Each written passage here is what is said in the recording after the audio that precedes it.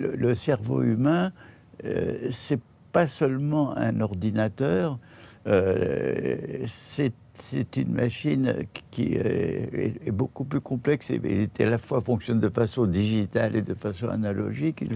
C'est d'ailleurs le dernier continent inconnu de notre connaissance, c'est cette machine qui nous donne la connaissance, c'est le cerveau.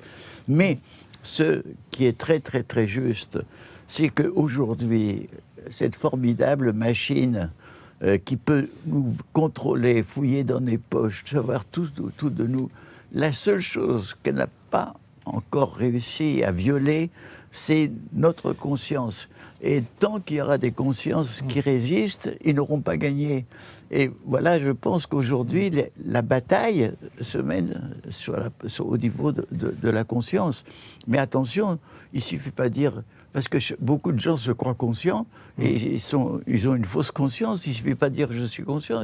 C'est très difficile d'arriver à une conscience pertinente, juste de ce qui se passe, de comprendre ce qui se passe dans le monde. C'est tout un travail. Moi, c'est pour ça que je me suis attelé à ce que j'appelais la pensée complexe, parce que pour comprendre la pensée complexe au sens de ce qui fait tissu, hein, pas au sens de pensée difficile. Voilà. Il faut comprendre tout ce qui est lié, parce que tout est lié. Et donc, vous savez, la conscience, d'ailleurs, les philosophes l'ont dit, elle est toujours en retard sur l'événement, parce que l'événement nous surprend et après, il faut un certain temps, mais c'est notre dernier trésor.